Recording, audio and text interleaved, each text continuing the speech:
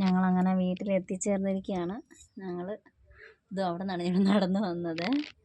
ഞങ്ങൾ ഈ വെള്ളത്തിൽ നോക്ക്, വെള്ളം കണ്ട, ഇത്രയും വെള്ളമുണ്ട്. അകത്തേക്ക് കയറുകയാണ്.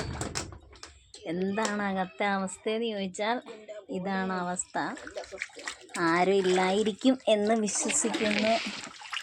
മാതാവിൻ്റെ ഫോട്ടോയൊക്കെ താഴെ പോയി. യെസ് മാതാവേ. ലൈറ്റ് ഇട്ടു.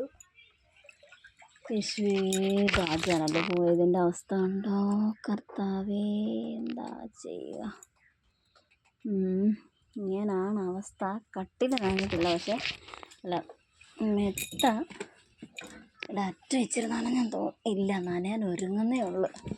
അപ്പം ഞങ്ങൾ പതിയെ എന്തേലുമൊക്കെ ചെയ്യാൻ പറ്റുമോ? വവ്വാല് യേശുവേ പോയോടാ.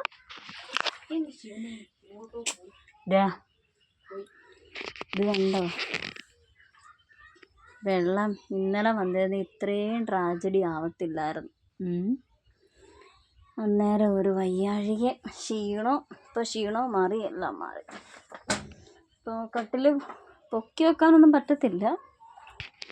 ഇതുണ്ടോ, കല്ലൊന്നും ഇല്ല ഇവിടെ. കല്ലും തപ്പിയൊന്നും പോകാൻ എനിക്ക് വയ്യ. ഓ മറ്റേ ബക്കറ്റ് എന്തിമ്മനെ, വേറൊരു ബക്കറ്റില്ലേ, അതേ ഇരിക്കും. കൊച്ചിൻ്റെ തുണി. ഓ ഗ്യാസിൻ്റെ ഇതിൻ്റെ കാര്യത്തിൽ തീരുമാനമായി. താഴെ കിടക്കും.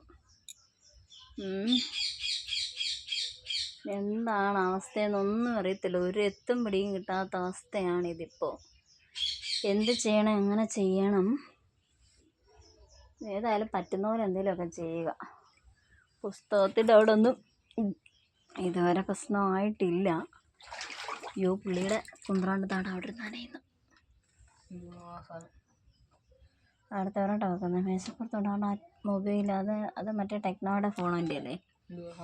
ആലും പോട്ടെ. ആ ജനൽ തുറന്നു നടക്കുമായിരുന്നല്ലോ റിച്ചു. കർത്താവേ എന്തൊരവസ്ഥയാണ്. പുറത്തുള്ള കാര്യമൊക്കെ ഞങ്ങൾ പിന്നെ കാണിക്കാവേ. ഇപ്പോൾ പറ്റുന്നതൊക്കെ ചെയ്യട്ടെ കേട്ടോ. ഓക്കേ.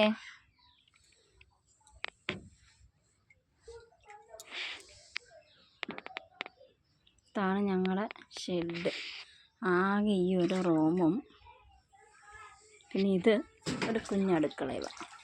ഗ്യാസുണ്ട്, ഫ്രിഡ്ജുണ്ട്. ഫ്രിഡ്ജ് ഡാമേജാണ്, അതുകൊണ്ട് ഇതിങ്ങനെ ഇരുന്ന് അങ്ങ് പോവുക. എന്ത് ചെയ്യാനാണ്? നമുക്കൊന്ന് മേക്കപ്പ് ചെയ്തെടുക്കാൻ പൈസ റെഡി ആയില്ല. അതൊരു വാതിലാണ്. അവിടെ നിന്ന് അങ്ങോട്ട് ഇറങ്ങി ചെല്ലുന്നിടത്ത് നമുക്കൊരു ചെറിയൊരു അടുപ്പ് വയ്ക്കാനുള്ള ഒരു സ്പേസ് ഉണ്ട്. അത്രേ ഉള്ളൂ മൊത്തത്തിൽ. ഓക്കെ, ബാക്കി പിന്നെ